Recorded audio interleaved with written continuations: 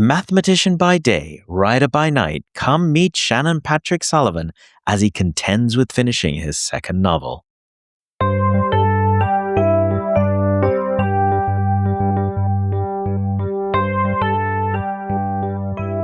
Welcome to Tales Under the Cat Tree. I'm your host, Dupes, and these are tales by humans for humans. After all, words and stories are what give meaning to the worlds we live in. Have you ever sat down with the idea of writing 50,000 words? Every year, there is the NaNoWriMo, the National Novel Writing Month. This is an event that happens every November from the 1st to the 30th, where people attempt to churn out a draft of about 50,000 words in a single month. If you haven't heard of it, I'll have links in my show notes. If you have ever tried, you will know how difficult that task actually is. Believe me, I have tried. And really, you could say that I continue to try. I've known Shannon Patrick Sullivan for any number of decades. We met during university, and as you will hear in the interview, he wrote his first published novel in a scant 5 weeks. As of publishing this interview, he has actually completed that first draft of his second novel, which comes in at a nice, hefty 250,000 words and written in a single summer. But instead of me getting into it, let's get talking to Shannon. Hi there, I'm Shannon Patrick Sullivan. I'm a mathematician by day and a writer by night, and I'm the author of the 2006 dark fantasy novel, The Dying Days.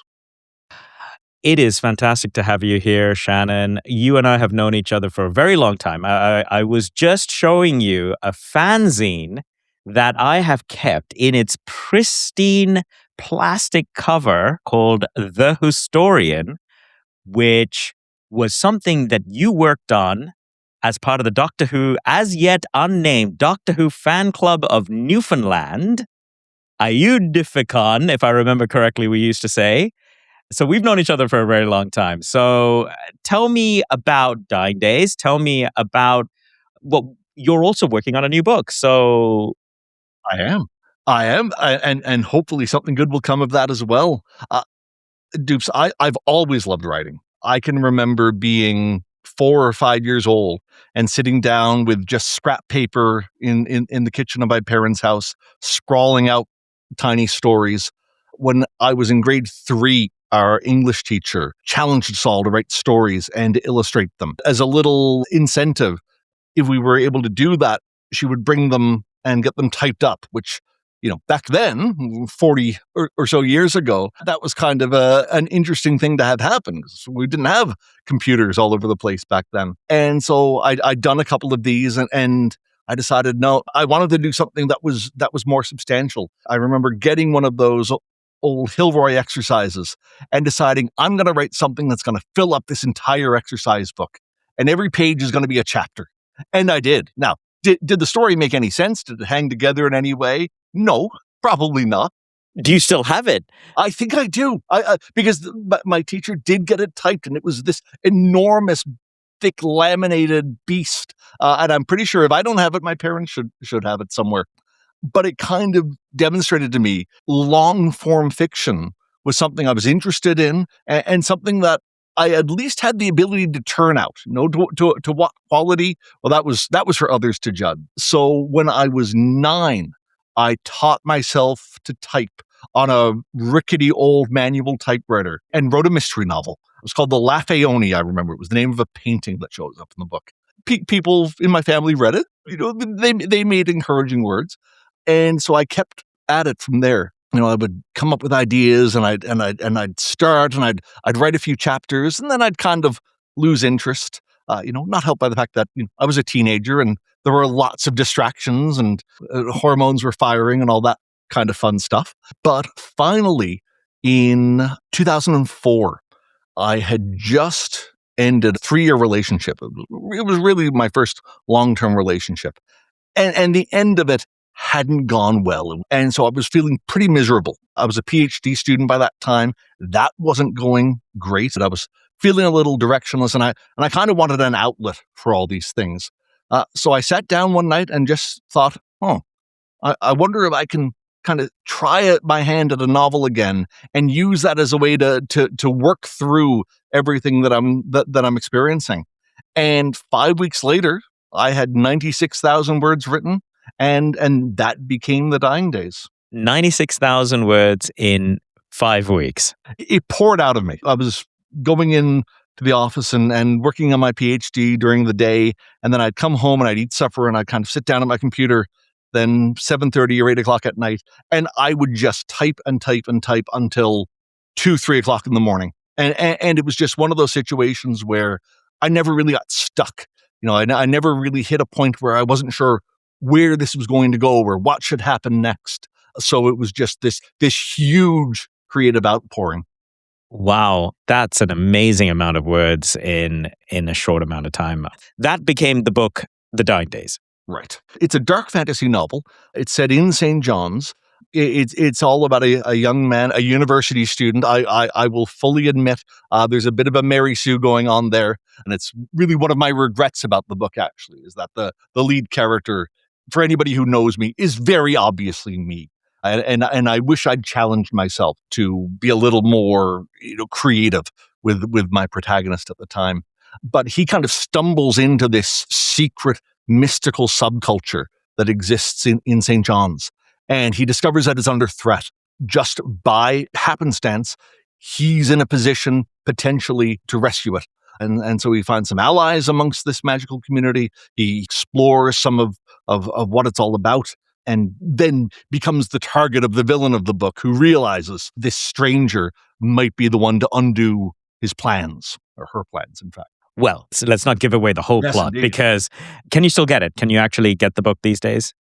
So it's long out of print, and in fact, the publisher, which was Creative Book Publishing through their Killick Press imprint, no longer exists. But my understanding is that their assets were all purchased by Breakwater Books here in St. John's, and I believe Breakwater still has The Dying Days available on their website. And certainly, I've got plenty of extra copies as well. So if anybody out there is really keen to get a copy, I can absolutely hook somebody up. Well, I'll definitely have the links on the show notes, because it's not an easy task to write a book. So I know you wrote the 96,000 words in 5 weeks, but I'm gonna guess, now I don't know, but I'm gonna guess it took a hell of a lot longer between that point and the point that the book was actually published. It absolutely did. Getting the story down on the page and having that first draft is an accomplishment. It's a feat of endurance to get to that stage, but it's only the start of the process. The refinement of the book, the ability to sit down and really think through the characters and think through their voice and make sure that every time they speak, it sounds like them. All the way down to, like you say, the best possible word to achieve an effect or to describe something in the scene. That is it's a grueling process, and it is absolutely critical to the success of a book.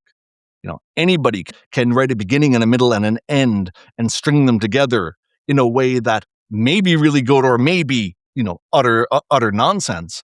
But I don't think everybody has that ability then to take whatever it is that they've written in that first draft, however good or however bad it may be, and then spend the mental energy to refine that into a finished state. Yeah, I have to say it's a very difficult thing. I have never personally done a full novel yet. I'm working on it. Now, it's been 20 years since that period. Did you do writing much during that 20 years? I had always intended to write a second novel. A couple of years after The Dying Days was published in 2006, I sat down and started work on a sequel. And I had just finally finished my PhD at this stage. So I thought, okay, here's my opportunity now. But there was nothing driving it. There was nothing there apart from the wish to write a second one. And so it didn't really go anywhere. I didn't feel that same sense of wanting to sit down for 6 hours and just write and write and write and write. And then life got really busy. I got a job at Memorial University in Newfoundland. I got married. I had a child. all those things were pretty massive distractions. So what I did then to keep me to make sure that my writing didn't atrophy over time is I did a lot of nonfiction stuff. I am a huge Doctor Who fan. You mentioned before the Whostorian fanzine that I wrote, or that I wrote for and edited after it had been started by the great Phil McCausland. Shout out to Phil. My passion for that show has not diminished in the decades since, and I've always been very fascinated by the creative process behind it. So over the years, I've written a website called Doctor Who: A Brief History of Time Travel, which goes through the making of every single Doctor Who story all the way back to the very first episode of 1963. And that's something I've maintained on and off for 30 years now. But then a handful of years ago, a comedian in Britain named Toby Hadoke embarked on a podcast series called Doctor Who: Too Much Information, where he did an even deeper dive into the making of each Doctor Who story. And after several episodes, he put out an appeal on social media looking for a co-writer because he was struggling just to keep up his schedule. And I said, well, this is kind of my wheelhouse. I'm not as funny as he is. He is a professional comedian. I am certainly not. But if you want to collaborate on this, let's give it a go. And we've done that ever since. So while I haven't done a whole lot of long form writing, certainly not successfully in the years since I wrote The Dying Days, I've always written. And I find that always kind of keeps those juices flowing. Well, I'll definitely have to link to the Doctor Who podcast and actually even check it out. Let's go to the latest book. Is it a sequel or did something else happen? No, it's a completely unrelated book, except in the sense that it is roughly in the same genre. I enjoy writing dark fantasy, I guess magical realism, you might call it. The idea this is a story not set in some fantasy world or some fantasy version of our own world, but essentially in the real world, where it just happens that if you look under the surface, there's some supernatural things happening. That was true of The Dying Days. It is true of the new novel as well, and probably in even more subtle ways.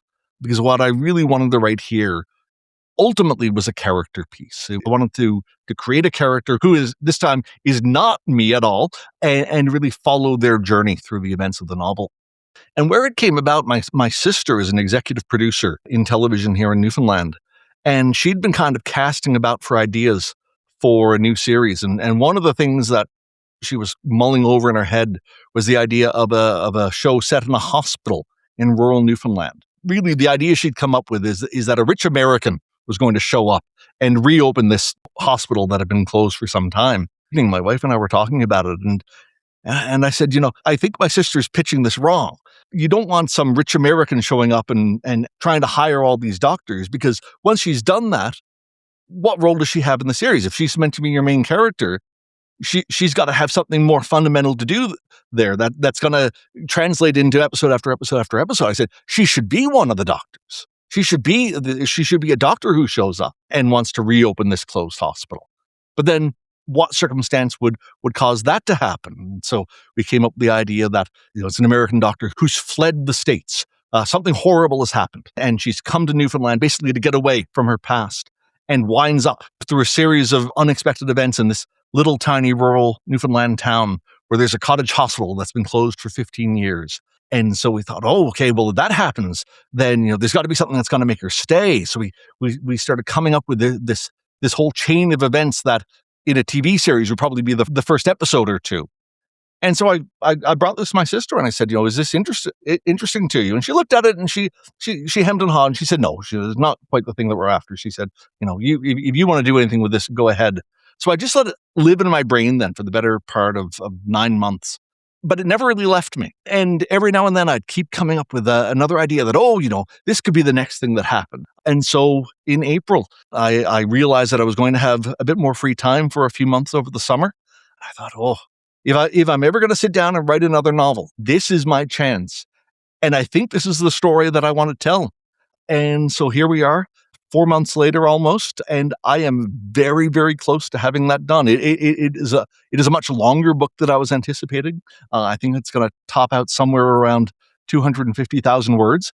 Oh my goodness! Yeah, it grew in the telling. in the editing process, that may shrink again. Who knows? I had a couple of people reading it as I've gone, because it's kind of been written in 5 acts. They seem to be enjoying it. So hopefully I'm onto something. Whether anybody else, whether any publisher will agree, remains to be seen. But that's not the reason why we write. I mean, it's great. It's great to get published, and I hope it happens, and I hope that many people, and you know what, Shannon, for some reason, I have a strange feeling this will happen. How does that feel when the story itself starts telling itself in some way? It tells me that I'm doing something right. My starting point, like I said, was, had this been a TV show, would have been the first couple of episodes. And so I was very, very concerned as I started getting to the end of that part of the book, that then I would reach the end of that outline and move on to the stuff that I hadn't roughed out in nearly as much detail, and that the whole thing would just grind to a halt. And when that didn't happen, when I started writing the next part of the book with the same energy and enthusiasm, when it was flowing just as smoothly as the first part of the book had, that was a real encouragement that this is going somewhere. This is coming together. This is taking on a life of its own. It was a really wonderful feeling. I've asked this several times to different writers. Have you had a moment where you're telling the story and the characters say something, or the events kind of unfold almost magically differently, and you just go, whoa, where did that come from? Absolutely. Just recently, as I say, I'm basically at the climax of the book now, and I had an outline of the different events that had to happen. I don't treat that as something that's ironclad. Now, sometimes as I'm writing, I'll realize that something that I pictured happening later, maybe that should happen sooner, and the sequence of these things, will dictate itself through the organic nature of the writing process. But there was one point where I knew a character had to go from one place to another place, and I wasn't quite sure how that was going to happen. And sitting down, roughing it out, I just couldn't, in that moment, come up with anything that really made sense to me. So I just kind of left it, and I said, well, you know what? I'm going to write up to that point, and hopefully by that stage, I will have come up with something. And then as I got to that stage, the answer just emerged from the text. Suddenly it was obvious. Oh, of course, this thing is going to happen now, because that's what makes sense in light of everything that I've set up, and in light of the characters that I've constructed in the story so far. That was just such reassurance that, okay, this is all hanging together. This is all making sense. The story is not something that I'm driving. The story is something that essentially is telling itself. Oh, that's fantastic. So you mentioned that this is your second book now that you've written with magical realism. Why magical realism? What is it that makes you excited about writing that? What a great question. I think I've always loved fantasy as a genre, because it really lets your imagination soar. Ultimately, if there's something fantastical that you've got pictured in your head, and you want that to happen, it can happen. If you want the sun to dance a jig in the sky for some reason, you're writing a work of historical fiction, that's probably not going to fit. Once there's magic involved, though, you've got a license to get away with a bit more, to be really imaginative on a conceptual level. That comes with certain strings attached, because I think if you don't justify those elements, if you don't earn their place in the book, then it just seems silly and amateurish and sloppy. And so I think what I like about magical realism is that you can get away with more than you can in standard fiction, but you've got to tread very carefully. There are guardrails, and I think I like having those parameters to work within. And I think, too, then it makes the stories more relatable for readers. One of the reasons I think a lot of people shy away from fantasy and from science fiction is because they feel that it's just too far out there. They can't connect to what's happening in the story or to the characters in the story. With magical realism, I think you can tell a very human story, a story that's very, very relatable, that people can understand the emotional journey that the characters go on. But you can also have a bit of fun with some stuff that you wouldn't necessarily see in the real world as well. You can make it tinged with horror or with magic or with all kinds of supernatural things. And as a writer, I think having those tools to play with is pretty exciting. Many people won't know Newfoundland. And I think there's an interesting aspect to Newfoundland. The landscapes and the people and even the light sometimes and the sea, it lends itself to the kind of work that you're working on, like magical realism. And I noticed that both of your books are now set in Newfoundland. Yeah, and the difference between the two books is that while The Dying Days was very firmly set in St. John's, so in the capital city of the province, the new novel is very much not. It very briefly starts out in St. John's, but then the characters leave the city behind and they venture out into an extremely rural community, very isolated community, which gave me an entirely new opportunity to do fun and interesting things. But why keep it in Newfoundland? Because I think this is a wonderful place. And it's a place that lends itself to mysterious happenings, to magical happenings. It's an atmospheric place. It's a place with a lot of history, at least as far as North America goes. I've always thought that if David Lynch and Mark Frost were Canadian and they were creating Twin Peaks today, the place that Twin Peaks would be set would be in Newfoundland. No, I think this is just the ideal location for that kind of slightly off-kilter, slightly oddball, one toe in the real world, one toe in the supernatural kind of thing. For those that don't know, all they have to do is go to St. John's, go to a walk around Signal Hill, go on a day when it's a little bit cloudy, but there's a fog off the coast. And as you're walking, maybe you're lucky enough to have that fog roll in. And as the fog rolls in, it's like you are stepping into another world. The rocks, the grass, the sound of the sea, it is truly magical. Many people who listen may be interested in writing a book, right? I am. And this is one of the reasons why I love talking to people who are actively doing it. It also keeps me from being like, this is an insane thing to do. Oh, it is an insane thing to do, but it doesn't mean you shouldn't do it. So what are the tools you've used? What are the kind of things that you have done in order to write 250,000 words? I mean, is it just straight Microsoft Word and that's it? Pretty much, yeah. With The Dying Days, it was pure stream of consciousness. To even say that I started that book with a plan of where it was going to wind up would be stretching things. For this one, though, I wanted to give myself a much stronger sense of where I was going to be going. Because I knew that for this one, there was going to be an element of a mystery here. And if I was going to seed clues in for the reader, I had to know what those clues were going to be and where they were going to lead. And that worried me a bit. I've always resisted writing to an outline because I've always been afraid that if I knew all the major beats of the plot, that it wasn't going to be all that much fun then to actually sit down and write them. What I discovered was I couldn't have been more wrong.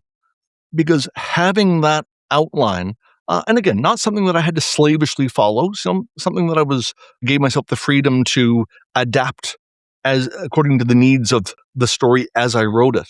But it really gave me the ability then to concentrate more on the characters as I was developing them, on my choices of words, on how I was framing a scene, more into the details of it.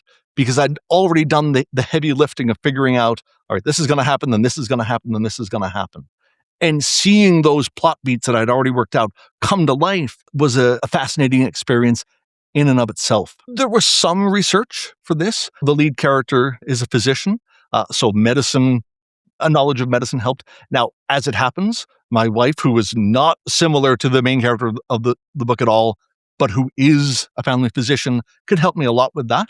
But of course, I didn't want to stop what I was doing every 5 minutes and go and ask her, well, how would this work in a hospital? Or, what kind of illness, would have these symptoms or something like that. But that was pretty much it. So now I'm going to ask you a controversial Sure. question. Of course, it is the question that I think everyone asks every writer at this point in time. Did you have to use AI in writing? Would you use AI in writing? And what are your thoughts on AI in writing? I think generative artificial intelligence, fundamentally is not true creativity. giving some prompts to a computer and having it spit out a ream of text is a soulless endeavor. The beauty of writing is not just coming up with a plot. It's not just coming up with a character or a set of characters. It's not just writing something in a compelling or an atmospheric way. It's doing all that and knitting all that together in a way that's distinctly yours. And I don't think the current crop of generative AI is able to do that. I don't think it ever will, because so much of that fundamentally relies on the human experience and on the ability of the individual to write in their own voice. And generative AI doesn't have its own voice. Now, does that mean that it's a useless thing to a writer? No. If I've used it, it's probably in Googling now. I think where AI is a very useful thing is in being able to collate information very, very quickly, to get at more specific information than historic search engines have been able to do. There's still a huge onus on the writer then to check their sources and not just to assume that what the computer is spitting out is necessarily correct. You know what? I totally agree with you. I use AI all the time in coding these days. I use AIs for many things. You're a mathematician. You understand how the thing actually works in some ways. That doesn't mean that I want to use it for this particular art form. Is, as you said, those words that come out of you, they're informed of every sad day of your life, every happy moment that you've ever lived, and every feeling that you've ever had. And I don't think a computer has any of those things. And even if it did, it would have it differently than us. So, Yeah, which means then that whatever it writes, even if you've given it a bunch of prompts, it is still not your work. It is still not your writing. And what's the point of doing this if the words on the page aren't your words? I think some people would say just to make money. Well, and I think if you're writing just to make money, then there'll probably be easier there ways are to do that. much easier ways. This is not a profit-making field for 99% of authors. Go put your artificial intelligence to, go apply it to crypto or something like that. It'll do great. It'll make you a small fortune there, I'm sure. All right. So, Shannon, it's been fantastic chatting with you. I am looking forward to seeing your next book in print. I will be one of the first to buy. I am going to figure out a way to get a hold of Dying Days myself because I have not read it. And also because I love magical realism and anything set in Newfoundland. I mean, it's fantastic. So for those that don't know Newfoundland, you should go check it out. Shannon, any last words of advice or anything to the audience about writing? I mean, I think the most important advice I can give anybody about writing is to write. The more you do it, the better you get at it, and you never know. One day in a fit of inspiration, you might find yourself embarking on something that 96,000 words later becomes a publishable novel. If it happened to me, it can absolutely happen to anybody else. That's encouraging words, especially to me.